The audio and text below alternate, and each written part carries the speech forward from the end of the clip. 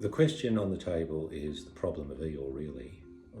Why, if there is a good God in his heaven, does so much evil and injustice seem to take place on earth? Not only man's inhumanity to man, people having painful wars inflicted on them, living in poverty, not getting their due, etc. But also natural catastrophes, earthquake, famine, drought, babies borning with congenital deformations and not being able to last, more than a year into life. For a lot of people, they can't understand how a good God can allow this to happen. How is all the apparent evil in this world compatible with a good God? How do we account for all the injustice? Now, human beings have typically realised that maybe this one life is not enough for all the accounts to be reckoned.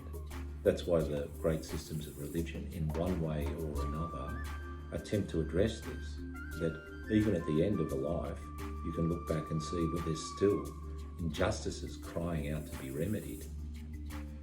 At the end of many people's lives, at the end of generations, and the end of centuries, we look back and we say, well, they left a legacy of many injustices that need to be corrected. And that's why the faith traditions of the world in their various fashions have attempted to say, well, that's not the end of the story. What happens within a mortal life is not the end of the story. At the end of the day, either if you're looking at the monotheistic religions that have come out of the Near East, like Judaism, Christianity, Islam, Baha'i, Zoroastrianism, there is a final judgment, a final reckoning, which sets things straight. Right? If you go to the Eastern religions like Hinduism and Buddhism, you'll see that they believe in a process of reincarnation or rebirth, because all of these karmic imbalances, these injustices, need to be worked out somewhere, somewhen, and it can take more than a mortal life to do that. Now, if you're not a believer, you may need to look at this in a different way. You may need to understand that, well, first of all, do you believe in free will? Life becomes a bit sort of pointless and ridiculous if you don't possess free will. I mean, why would you listen to anything or take anything seriously if you didn't possess free will? Why would you get up in the morning and do anything if you didn't possess free will? It sort of makes a mockery of the way we live, because as we live a demonstration of the belief in choice, freedom of choice. Now, because we have choice, we are capable of good and bad choices. We are capable of doing good or evil.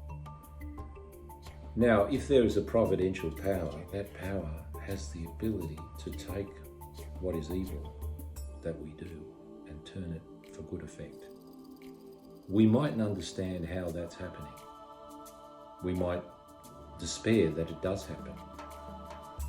But in providence, everything that is done, even the bad stuff, conduces to a greater good for those with eyes to see it, for those who adhere to providence and who trust in providence.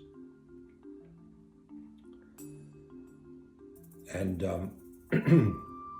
the fact that we don't always see it is not a convincing and a final argument against this. Because evil can be turned to good, and evil can be understood as a challenge to us to raise our consciousness. It's not that providence wants to inflict evil on the world, but it does want us to have freedom of choice. And with that choice, we can do good or evil. And where there is evil, there is the challenge to raise consciousness and embrace and comprehend a greater good that is coming about in your life.